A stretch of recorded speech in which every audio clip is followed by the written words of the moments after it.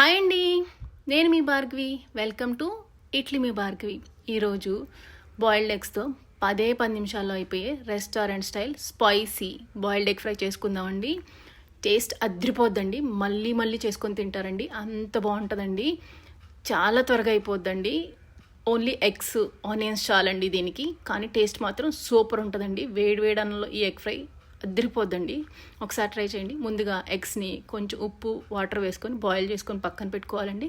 చల్లారిన తర్వాత skin peel చేసుకొని ఎగ్ ఎల్లోకి తగలకుండా నీట్గా కట్ చేసుకొని, పెద్ద ఎగ్ అయితే 5 పీసెస్, చిన్నదైతే 4 పీసెస్గా చూపించినట్టు కట్ చేసుకొని పక్కన పెట్టుకోవాలండి ఎగ్స్ అన్ని.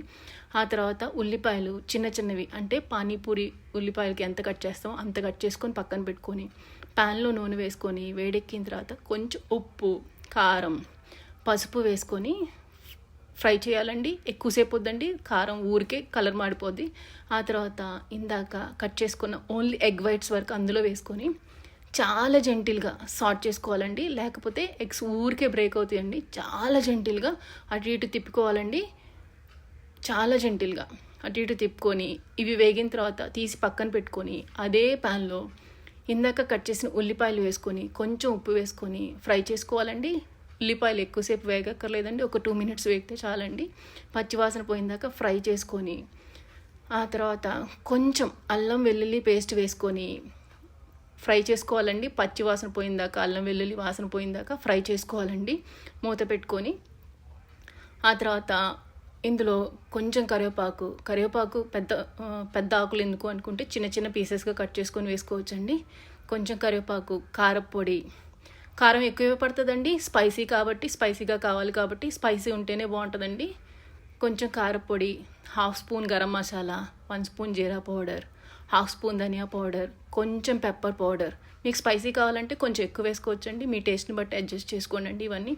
ఇవన్నీ వేసేసుకొని, ఈ స్పైసెస్తోనే టేస్ట్ వస్తుందండి. ఇవన్నీ వేసేసుకొని బాగా మిక్స్ చేసేసుకొని ఒక 2 మినిట్స్ మూత పెట్టుకొని ఫ్రై చేసుకోవాలండి.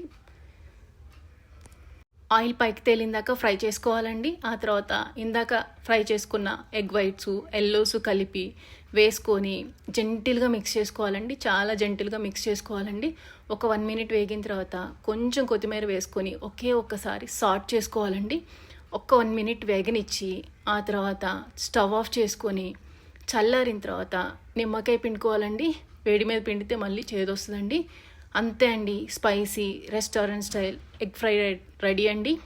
ఒకసారి ట్రై చేసి చెప్పండి. ఇలాంటి మరిన్ని రెసిపీస్ కోసం ప్లీజ్ సబ్స్క్రైబ్, లైక్, షేర్.